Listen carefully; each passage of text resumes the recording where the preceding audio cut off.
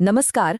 आज हम दो बहुत ही अहम और एक दूसरे से बिल्कुल अलग मुद्दों पर बात करने वाले हैं, जिन पर 11 मार्च 2026 के बड़े संपादकीयों ने हमारा ध्यान खींचा है। एक तरफ हमारे देश के अंदर स्वास्थ्य से जुड़ा एक बड़ा संकट खड़ा हो रहा है और दूसरी तरफ दुनिया के मंच पर एक युद्ध छिड़ा हुआ है, जिसके असर से कोई नहीं बच सकता। तो चलिए देखते हैं कि आज हम किन किन मुद्दों पर गौर करेंगे।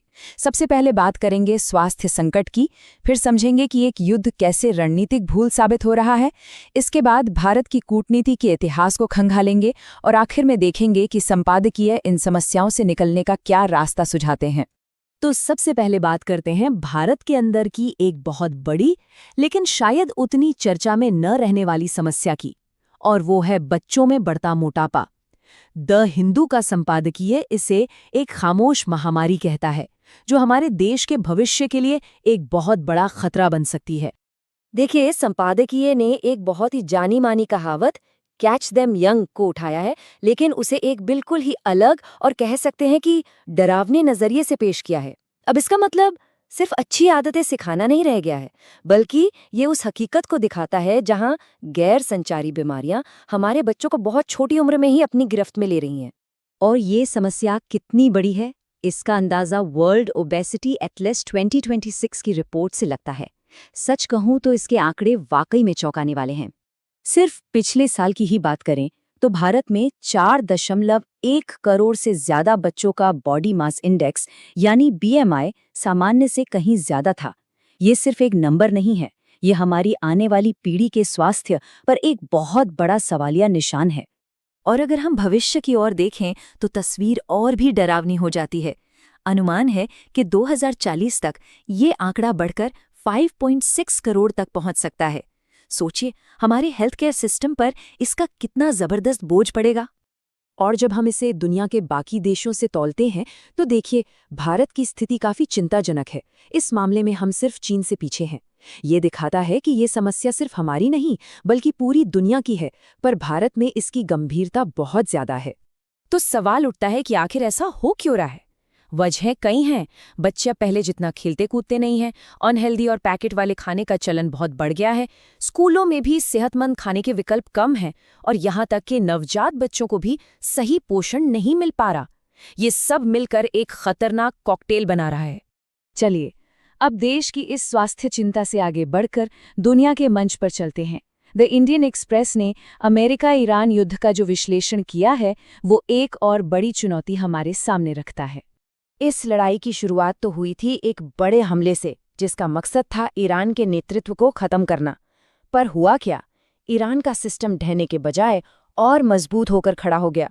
उन्होंने अमेरिका की मांगों को सिरे से खारिज करते हुए अपना नया नेता भी चुन लिया। और अमेरिकी रणनीति में भी कोई साफ दिशा नहीं दिखी। आप देखिए, 2 हफ्तों से भी कम समय में अमेरिका के लक्ष्य कैसे बदलते रहे। पहले वो पूरे शासन को उखाड़ फेंकना चाहते थे, फिर नए नेता के चुनाव में शामिल होना चाहते थे, और आखिर में लड़ाई जारी रहने के बावजूद जीत का ऐलान कर दिया। और इस सब का नतीजा बहुत गंभीर रहा है। ईरान ने इस लड़ाई को पूरे क्षेत्र में फैला दिया। तेल की कीमतें आसमान छूने लगीं। सबसे दुखद, बेगुनाह नागरिक मारे गए। और अब हालात ये हैं कि अमेरिका और इजराइल दोनों ही इस युद्ध से बाहर निकलने का रास्ता खोज रहे हैं।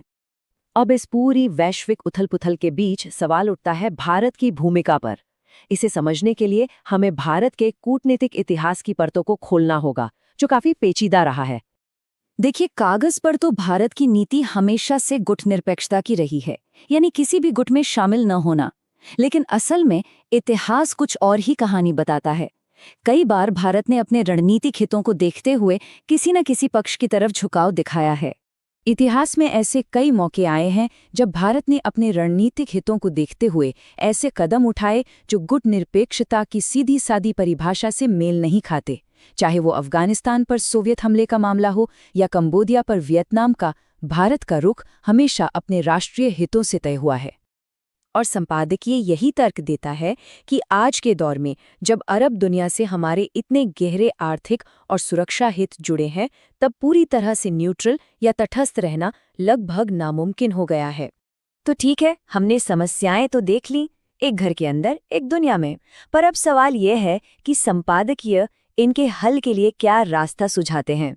सबसे पहले बच्चों के मोटापे वाले संकट की बात करते हैं। इसके लिए एक बहुत ही साफ और कई स्तरों पर काम करने वाली रणनीति बताई गई है, जैसे कि बच्चों को टारगेट करने वाले जंक फूड विज्ञापनों पर रोक लगाना, स्कूलों में हेल्दी खाना सुनिश्चित करना और रोकथाम को प्राइमरी हेल्थ केयर का हिस्सा बनाना। और जहां तक अंतर्राष्ट्रीय संघर्ष का सवाल है, तो संपादकीय का मानना है कि इसका हल और ज्यादा लड़ाई में नहीं है, बल्कि कूटनीति की मेज पर वापस आने में है।